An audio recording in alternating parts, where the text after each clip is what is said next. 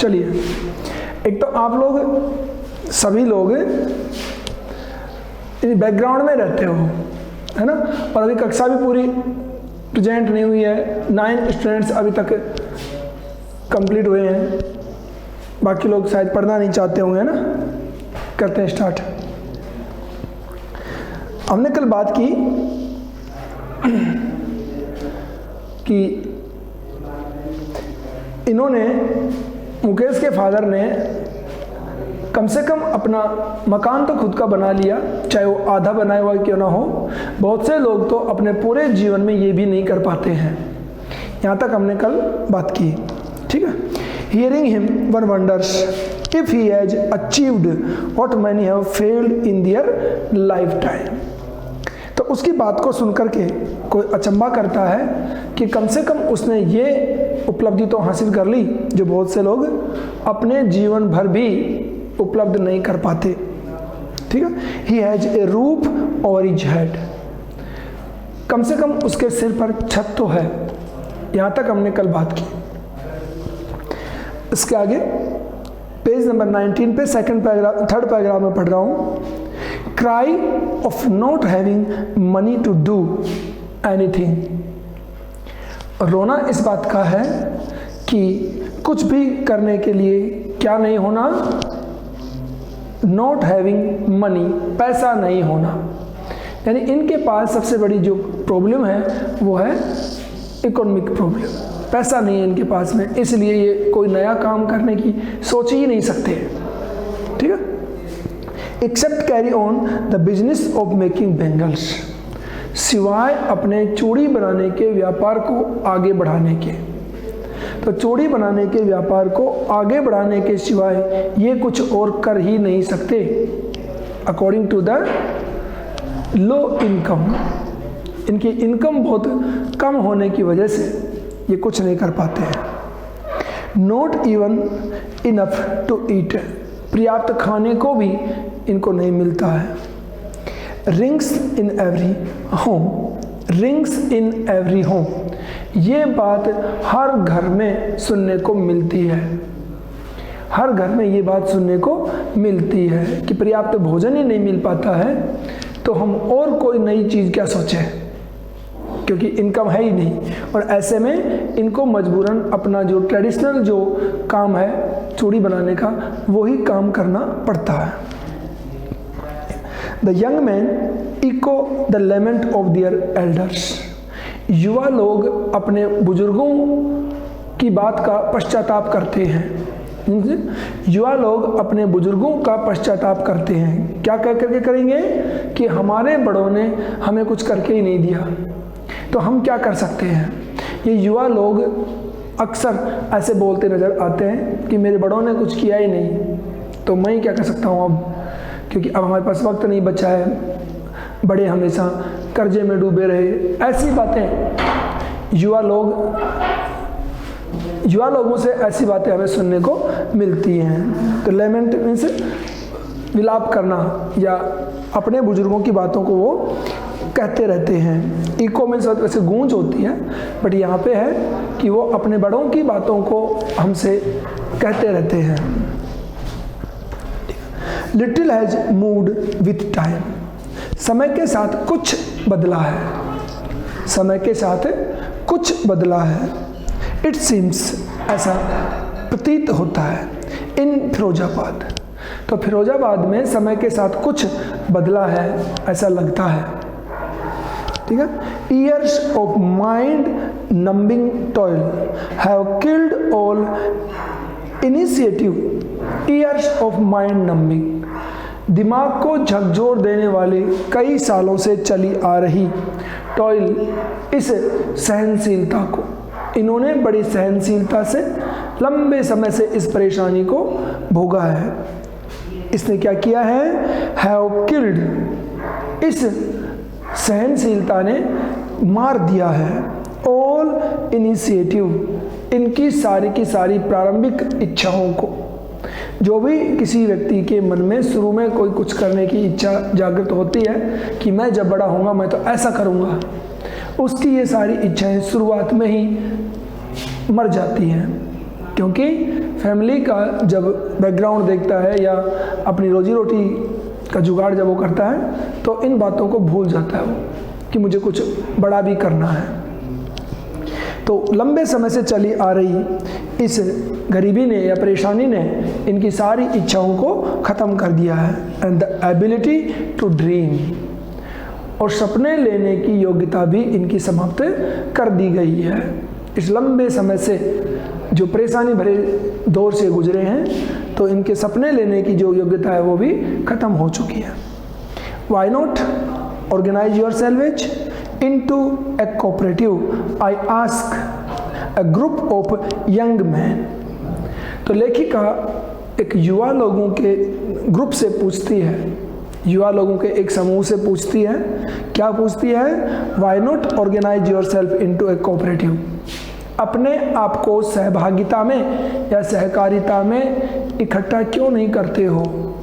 यानी organise means संगठित करना। तुम अपने आप को संगठित क्यों नहीं करते हो? इनटू ए कोऑपरेटिव, एक सहभागिता में। मीनटू से तुम सारे के सारे लोग मिलकर के कोई काम क्यों नहीं करते हो? संगठित हो जाओ और मिलकर के कोई काम करो, अकेले में क्यों करते हो? तो लो इनकम वाले सभी मिलेंगे तो एक सफिशिएंट इनकम हो जाएगी और तुम अपना काम कर सकते हो। ये इसने पूछा युवा लोगों के एक ग्रुप से, who have fallen into the vicious circle of middlemen। जो ग्रुप, युवा लोगों का ग्रुप गिर चुका है into the vicious circle, कुचक्र में। vicious circle मीन्स कुचक्र में। जो युवाओं का समूह कुचक्र में गिर चुका है of middlemen, बिचौलियों के। तो इसने युवाओं से कहा कि तुम लोग बिचौलियों के चक्कर में काम करते हो, बिचौलिए काम में लेते हो, तुम्हें अपना खुद का ऑर्गेनाइजेशन बनाना चाहिए और तुम खुद अपने काम कोऑपरेटिव में यानी सहभागिता में करो। बिचौलिए क्यों आपने यूज कर रखे हैं? ये लेखिका ने उनसे पूछा जो बिचौलिए यूज करते हैं। हु ट्रैप्ड, जिन युवा लोगों को ट्रैप कर लिया गया है, फंसा लिया गया है बिचौलियों के द्वारा। हु ट्रैप्ड, जिन बिचौलियों ने फंसा लिया दियर फादर्स, उनके पिताओं को, एंड फोर फादर्स, और उनके पूर्वजों को। तो इस युवा लोगों के समूह से लेखिका ने कहा कि तुम अपने आप को संगठित क्यों नहीं करते हो, सहभागिता में काम क्यों नहीं करते हो, बिचौलियों के कुचक्र में तुम क्यों गिर गए हो? इन बिचौलियों ने तुम्हारे पिताओं और तुम्हारे पूर्वजों को अपने इस कुचक्र में फंसा लिया था, तो तुम तो कम से कम बाहर निकलो।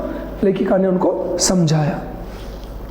इस पे वो लोग क्या जवाब देते हैं? Even if we get organised, अगर हम सिर्फ संगठित होते हैं, यानी काम इकट्ठा होकर के काम करना तो बहुत दूर की बात है, अगर हम लोग संगठित होते हैं तो वी आर द वंस, हम वो पहले लोग होंगे who will be hold up by the police, जिनको पुलिस के द्वारा उठा लिया जाएगा।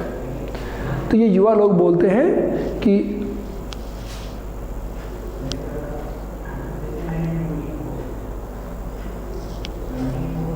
ये कौन लिख रहा है, कहाँ पढ़ा रहे हो? पिछली क्लास में नहीं थे क्या आप? हाँ भैया, पिछली क्लास में नहीं थे क्या आप? आई थिंक आप पिछली क्लास में नहीं थे। ठीक है, चलते हैं आगे। पेज नंबर 19 पे थर्ड पैराग्राफ पढ़ा रहा हूं मैं। Why not organise your salvage, यहां से पढ़ा रहा हूं। ट्राई टू ज्वाइन, कोशिश करो, पहुंच जाओगे आप। ठीक है, तो लड़कों ने कहा कि अगर हम इकट्ठे होते हैं तो हम वो पहले लोग होंगे who will be hold up by the police, जिनको पुलिस के द्वारा उठा लिया जाएगा। हम पहले लोग होंगे वो कि हमें पुलिस उठा लेगी, हम जो ही ऑर्गेनाइज होंगे। और साथ में क्या कहे, करेंगे, बीटन पीटा जाएगा, एंड ड्रैग्ड टू जेल और जेल में धकेल दिया जाएगा, यानी घसीटते हुए हमें जेल में ले जाएंगे वो लोग। ये कहा फॉर डूइंग समथिंग इलीगल, कोई गैर कानूनी कार्य करने के लिए। तो जो ही हम इकट्ठे होंगे, ऑर्गेनाइज होंगे, तो हम पहले लोग होंगे जिनको पुलिस आएगी, उठा ले जाएगी, पीटेगी और पीट करके पुलिस हमें जेल में डाल देगी कोई गैर कानूनी कार्य करने के जुर्म में। मीन्स हमारे ऊपर कोई इलीगल काम करने का आरोप लगाया जाएगा और जेल में डाल दिया जाएगा। और रीजन क्या है इसके पीछे? कि ये लोग अपने आप को ऑर्गेनाइज ना करें, आवाज़ उठाना ना सीखें, अदरवाइज जितने भी मिडलमैन हैं, बिचौलिए हैं या अदर जो साहूकार हैं, ब्यूरोक्रेट्स हैं, फिर हमारा काम नहीं चलेगा। इसलिए इनको दबा के चलेंगे तो हमारी जो पुरानी जो चलती आ रही है वो रिवाज चलती रहेगी। तो लड़के डर के मारे बताते हैं कि हमें जेल में डाल दिया जाएगा। दिस से वो लड़के कहते हैं there is no leader among them, कि हमारे बीच में कोई लीडर नहीं है, किंतु से नेतृत्व करता नहीं है कोई जो हम लोगों को गाइड कर सके और हमें आगे ले सके, ऐसा कोई है ही नहीं हमारे अंदर। No one who could help them see things differently, हमारे अंदर कोई भी ऐसा नहीं है जो किसी भी चीज़ को अलग तरीके से देख सके, किसी भी चीज़ को अलग व्यू से देखने की हिम्मत किसी में है ही नहीं। तो हमारे अंदर लीडरशिप करने के लिए कोई नहीं है, अलग तरीके से हम सोचते ही नहीं हैं। अब अलग तरीके से सोचने की बात क्या है बता दूँ मैं आपको। जैसे हम खेती बाड़ी करते हैं, पुराने ज़माने से हमारे पूर्वज खेती बाड़ी करते आ रहे हैं, लेकिन आज के युवा पुराने ज़माने की खेतीबाड़ी और आज की को आप कंपेयर करिए। खेत वही है, खेत वहीं का वहीं है, वो का वही खेत है, बट आज उसमें इनकम इतनी ज़्यादा करने लग गए हमें due to awareness, new technique, और साथ में हम अपना साइड जॉब भी कर लेते हैं। साइड जॉब भी कर लेते हैं, यानी कि पूरे दिन हम उस खेत में बैठे रहते हैं, बिकॉज खेत तो अपना जितनी इनकम देना है वो फिक्स है, देगा। साथ में हमें साइड जॉब भी कर लेते हैं। तो आज युवाओं ने खेतीबाड़ी को एक बहुत बढ़िया यानी स्टार्टअप दिया है, और पुराने ज़माने का जो रिवाज था उसको चेंज किया है। ठीक है, तो खेतीबाड़ी हमें बढ़िया सपोर्ट करती है। ठीक है, आगे चलते हैं हम।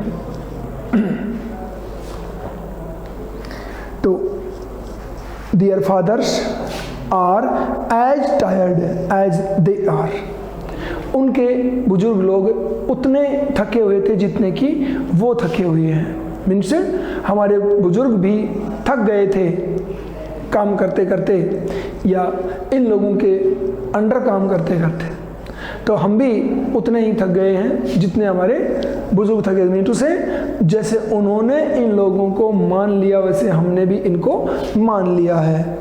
लड़के बोलते हैं they talk endlessly in a spiral, वो लड़के लोग बात करते हैं एंडलेसली अंतविहीन, इन ए स्पाइरल गोल गोल, मीन्स गोल गोल घुमाते हुए अंतविहीन बातें करते हैं। मिंटू से फालतू की बातें करते हैं जिनका कोई मीनिंग ही नहीं निकलता है, ऐसी बातें लड़के करते हैं। कोई भी फिक्स बात पे या कहीं भी रुक करके बात करने को कोई एग्री नहीं है। ठीक है, that move from poverty to apathy to greed to the injustice. तो उनकी बातें जो गोल गोल बातें हैं घूमती हुई, वो कैसी हैं? वो गरीबी से स्टार्ट करते हैं अपनी बातों को, फिर गरीबी से अपैथी अलगाव की ओर लेके जाते हैं कि एक तो हम गरीब हैं, फिर अचानक शुरू करते हैं कि कोई हमसे लगाव नहीं रखता है, कोई हमें सपोर्ट नहीं करता है, फिर उधर निकल जाते हैं। और उसके बाद में ग्रीड, ये लालच की बात करते हैं, लालच की बात करते हैं। उसके अलावा ये लोग क्या कि लालच है हम सब लोगों को कि भाई हम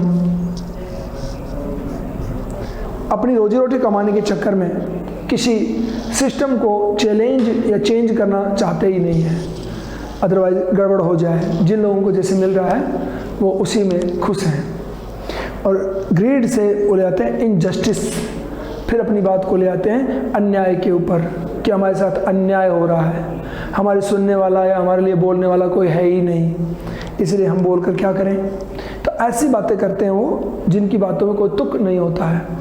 ओके, लिसनिंग टू देम, उनकी बातों को सुनते हुए, उनकी बातों को सुनते हुए, आई सी टू डिस्टिंक्ट वर्ल्ड्स, मैं दो अलग अलग दुनिया देखती हूँ। यानी इन लड़कों की बातें सुनी तो मुझे दो अलग अलग दुनिया नजर आई।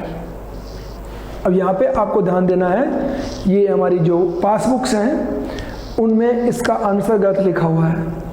पासबुक्स में इस लाइन का जो आंसर है वो बिल्कुल गलत है। आप इस बात को अभी पढ़ते समय क्लियर कर लेंगे ताकि पासबुक के क्वेश्चन को आप कॉपी ना करें, अपने अकॉर्डिंग इसका आंसर आपको देना है। ओके, ध्यान देंगे कि इन लड़कों की बातों को सुन करके मुझे दो दुनिया बिल्कुल डिफरेंट नज़र आई। देखिए ये कहता है कौन सी दुनिया नज़र आई, वो अच्छी तरह देखिए। Number one of the family caught in A web of poverty. एक तो वो परिवार जो जकड़े हुए हैं इन द वेब, जाल में, ऑफ पॉवर्टी, गरीबी के।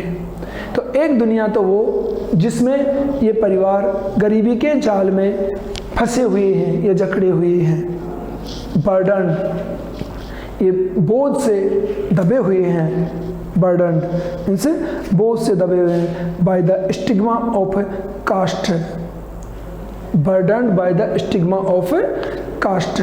कास्ट मीन्स जाति, ठीक है, जाति के बोझ तले या जाति के बोझ के तले ये परिवार या ये लोग दबे हुए हैं और गरीबी इन लोगों को जकड़े हुए है। एक तो मुझे ये दुनिया नजर आई, इन विच दे आर बोर्न, जिस जाति में वो पैदा हुए हैं। तो जिस जाति में वो पैदा हुए हैं उसकी रीति रिवाज और उस जाति की गरीबी के जाल में ये लोग फंसे हुए हैं। एक तो ये दुनिया मुझे नजर आई, जो लोग वहाँ पे रहते हैं, rag pickers and the Bengal makers. एक दुनिया तो ये हो गई, ठीक है। और द अदर, और दूसरी दुनिया स्पष्ट कर ले। वन में तो आगे ये गरीब परिवार जो अपनी जाति के परंपराओं के कुचक्र में फंसे हुए हैं, जो गरीबी में फंसी हुई है जाति, उसी में ये लोग भी जीते हैं। एक दुनिया तो ये हो गई। और दूसरी देखो, the other, vicious circle of the साहूकार्स। और दूसरी दुनिया कौन सी है? द विशियस सर्कल, कुचक्र, विशियस सर्कल, एक बहुत कुचक्र नीति वाली जो दुनिया, कौन सी वाली? साहूकार्स। द मिडिल मैन, साहूकार, मिडिल मैन, बिचौलिए, द पुलिसमैन, पुलिस वाले, द कीपर्स ऑफ लॉ, कानून के रखवाले, ये सारे लोग आएंगे इसके अंदर। द कीपर्स ऑफ लॉ, कानून के रखवाले, द ब्यूरोक्रेट्स, नौकरशाही, राजपत्रित अधिकारी जितने भी हैं, ब्यूरोक्रेट्स जितने ऑफिशियल्स हैं, एडमिनिस्ट्रेटर्स इनको बोले हम, ब्यूरोक्रेट्स को, जो हमारे प्रशासन को चलाते हैं, बड़े अधिकारी, प्रशासनिक गवर्नमेंट बॉडी, सारे इसमें आ गए हैं। मैं फिर से रिपीट करता हूँ, साहूकार जो बड़े एस्टेट के मालिक होते हैं, जिनके अपन यहाँ पे नौकरी पे या हिस्सेदारी में हम कोई काम करते हैं, साहूकार। मिडिलमैन, बिचौलिए, जो हमसे माल खरीदते हैं और बड़े पैमाने पे उसको बेचते हैं, वो हो गए मिडिलमैन। नेक्स्ट है पुलिसमैन। पुलिस की भी पूरी इसमें फुल हेल्प होती है, ठीक है। द कीपर्स ऑफ लॉ, कानून के रखवाले। अगर हम अपने किसी बात को लेके कानून का दरवाज़ा भी अगर देखें तो वहाँ भी हमें न्याय नहीं मिलेगा, बिकॉज ऑफ ये सब के सब पैसे के गेम पे काम होते हैं, इसलिए इनका नाम यहाँ पे लिया है। कानून के रखवाले भी इस सर्किल में होते हैं। और आगे हैं नौकरशाही, प्रशासनिक अधिकारी, और लास्ट में एंड द पॉलिटिशियंस, और राजनीतिज्ञ लोग, पॉलिटिशियंस। ये सभी लोग एक साइड की दुनिया में हैं। तो एक दुनिया हो गई ये गरीब लोगों की, और दूसरी दुनिया हो गई इन सारे लोगों की जो हमने पढ़ी है। पासबुक्स में इसको गलत आंसर शो कर रखा है। दो दुनिया नज़र आती हैं। मैं पासबुक में आज आप देखेंगे तो उसमें क्या कह रखा है, एक दुनिया तो बता रखी है रैग पिकर्स की, जो कचरा बीनने वाले हैं, और दूसरी दुनिया बता रखी है फिरोजाबाद के जो बेंगल मेकर्स हैं उनकी। नहीं, रैग पिकर्स और बेंगल मेकर्स दोनों एक दुनिया है, क्योंकि दोनों के दोनों गरीब हैं और दोनों के दोनों अपने गरीबी के कुछ चक्र में फंसे हुए हैं। According to that short income वो काम करते हैं, और वजह यही है कि वो उस काम को करते ही जा रहे हैं और कोई नया काम करने की सोचते ही नहीं है। ठीक है। और दूसरा इन लोगों का ग्रुप है जो इन गरीबों की वजह से बहुत कुछ कमाते हैं, इन गरीबों की वजह से बहुत कुछ कमाते हैं। दूसरा ये ग्रुप है। तो आपको ध्यान रखेंगे दो दुनिया कौन सी, एक बहुत ही लो जिनकी इनकम बहुत कम है। अगर इनकम जिस आदमी की कम है तो फिर ये ग्रुप उस शॉर्ट इनकम वालों के पीछे जिंदा है। तो आप देख लो, इनकम तो उनकी बहुत है, उनकी इनकम को ये लोग यूज कर लेते हैं। समझ आ गया? अगर उनकी पूरी इनकम उनको मिल जाए तो वो भी गरीब नहीं रहने वाले। चलते हैं। तो दो दुनिया बताई है अपने को यहाँ पे। Together they have impose the baggage on the child. और ये दोनों की दोनों दुनिया एक साथ एक बच्चे के ऊपर इस पूरे बोझ को डाल देती है। दोनों दुनिया कौन सी? एक तो माँ बाप की गरीबी, जिस परिवार में कोई पैदा हो गया गरीबी वाले में, तो माँ बाप की गरीबी उसको मिलेगी, विरासत में मिलेगी। और साथ में इन लोगों का अधिकार भी उस बच्चे पे, पैदा होने वाले बच्चे पे इनका भी अधिकार होगा। जब वो बड़ा होगा, कोई भी काम करेगा तो उसके काम में इन लोगों का भी हिस्सा होगा ही होगा। तो पैदा होने वाले बच्चे पर एक बहुत बड़ा भार लदा हुआ होता है इन दोनों दुनियाओं का, खुद के परिवार का और इन बाहर के लोगों का, दोनों का। ठीक है। That he can not put down, जिस भार को वो बच्चा नीचे नहीं उतार सकता। अगर कचरा बीनने वालों के परिवार में कोई पैदा हो गया, फिरोजाबाद में अगर बेंगल मेकर्स के यहाँ कोई पैदा हो गया, तो उसे इन सारी परंपराओं को फॉलो करना ही पड़ेगा। ये बात है। आज हम हैं, जहाँ भी हम हैं, अगर हम कुछ अच्छा कर लेंगे, पढ़ लेंगे, आगे कुछ बढ़िया अगर हासिल कर लेंगे, तो हम चेंज कर सकते हैं। अपने फैमिली की जो लाइनें चली आ रही है, परंपरा चली आ रही है, उसको हम बदल सकते हैं, और बदल भी जाती है बहुत जल्दी अपने यहाँ। तो इनके यहाँ नहीं बदली है। 1971 में ये लोग आए थे। अब 1971 से आज तक आप काउंट कर लीजिए कितना हो गया होगा, नियर अबाउट 50 ईयर्स, 50 साल हो गया है इन लोगों को यहाँ आए हुए। अभी तक इनकी यही हालत है, बिकॉज शुरू में इनका यहाँ पे कोई नहीं था। ये बिना परमिशन के हमारे बॉर्डर को पार करके इंडिया में आए थे, इसलिए गवर्नमेंट ने इनके ऊपर ध्यान नहीं दिया। कुछ 5-10 साल तक तो इनको यहाँ से निकालने की सोचते रहे हम, कि आज निकालेंगे, परसों निकालेंगे, करते करते इनको खाना देते रहे और ये पड़े रहे यहाँ पे। धीरे धीरे उधर जाने का कोई रास्ता नज़र नहीं आया, और इंसान होने के नाते हम लोगों को दया भाव भी आ जाता है, तो इनको खाना वाना देते रहे और ये लोग हल्का हल्का काम भी करते रहे, और फिर ये यहीं रुक गए। वजह तो ये थी मेन तो, अदरवाइज ये अपने होते तो कुछ और भी सोचते। चलते आगे।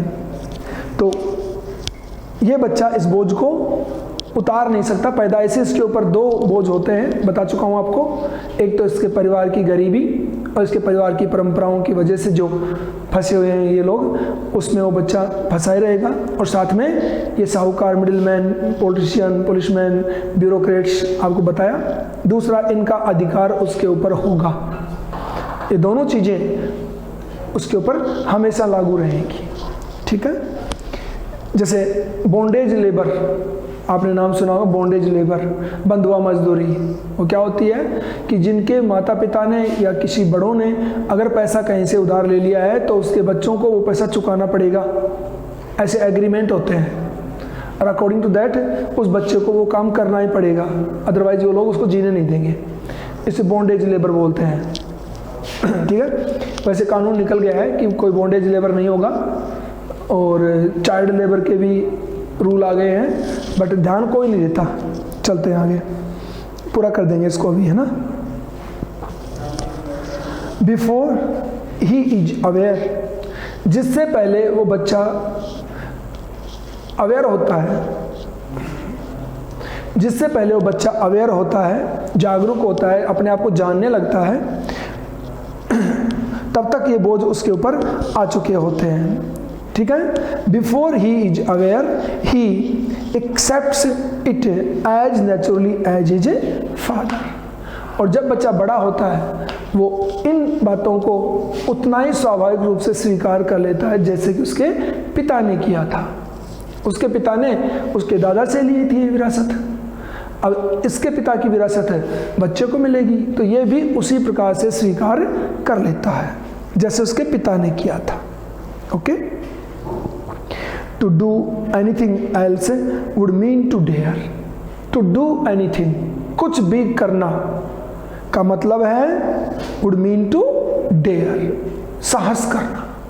तो यहाँ पर अगर किसी को कोई नया काम करना है तो उसे क्या करना होगा, उसे साहस, हिम्मत दिखानी होगी। अगर कोई करना चाहता है तो टू डेयर, हिम्मत करनी होगी। And daring is not part of his growing up, और हिम्मत करना उसके बड़े होने का हिस्सा नहीं है। कि वो बड़ा हो या हिम्मत करे, कौन सा काम करे, तो वो हिम्मत नहीं करेगा, उसे बड़ा होना है और अपने काम को आगे बढ़ाना है, तो वो ही काम करेगा सेम जो होता चला आ रहा है। ठीक है, चलते हैं। क्या बात है, ये लास्ट में आप विजिबल हो रहे हो, इसका मतलब ट्राई टू शो, दिखाना चाहते हो कि अब क्लास एंड होने वाली है, तो भाई शक्लें दिखा देते हैं टीचर को, है ना। पूरी क्लास में आप अटेंटिव रहा करो, जो भी वर्ड, कोई डिफिकल्ट वर्ड हो उसका आप सिमिलर वर्ड चाहिए, हिंदी मीनिंग चाहिए, ट्रांसलेशन चाहिए या रिपीट चाहिए, वापस आप सारे के सारे फुली बोर्ड पे मेरे सामने रहा करो। आपने तो ऑफलाइन को ऑफलाइन समझ, ऑनलाइन को ऑफलाइन समझ रखा है एक तरह से, सारे रहा करो। वैसे ओनली 7 हो, बहुत बड़ी संख्या है, 7 स्टूडेंट 12th क्लास के हैं जो इंग्लिश क्लास ले रहे हैं, है ना। तो विजिबल रहा करो आप लोग, अटेंटिव रहोगे तो समझ में आएगा। प्रॉब्लम हो तो तुरंत लिख डालो, मेरे सामने आ जाएगी। चलते हैं, आगे बढ़ते हैं। ठीक है, When I sense a flash of it in Mukesh, और जब मैंने इस हिम्मत करने की बात को मुकेश के अंदर देखा।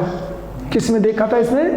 मुकेश में। मुकेश ने क्या कहा था? I want to be a motor mechanic. Mukesh के अंदर मुझे एक नई चीज नजर आई थी। ठीक है, I want to be a motor mechanic, he repeats. जब वो पुनः कहता है कि मैं मोटर मैकेनिक बनना चाहता हूं, तो लेखिका को चेंज करने की कोई झलक अगर दिखाई दी तो वो मुकेश के अंदर नजर आई। ठीक है, आई एम चीयर्ड, मैं बहुत खुश हूं। आई एम चीयर्ड, मुझे बहुत खुशी होती है जब मैं उसको सुनती हूं। मुकेश फिर से कहता है कि मैं एक मोटर मैकेनिक बनना चाहता हूं। He will go to a garage and learn. वो एक गैरेज में जाएगा और सीखेगा कि मैं गैरेज में जाऊंगा और मोटर मैकेनिक बनूंगा तो कार चलाना तो ऑटोमेटिक सीख जाएगा वो। ऐसा मुकेश ने कहा तो लेखिका को खुशी हुई। But the garage is long way from his home, लेकिन गैरेज तो तुम्हारे घर से बहुत दूर है। तो क्या कहता है? आई विल वॉक, मैं पैदल चल के जाऊंगा, पैदल चल के मैं गैरेज जाऊंगा।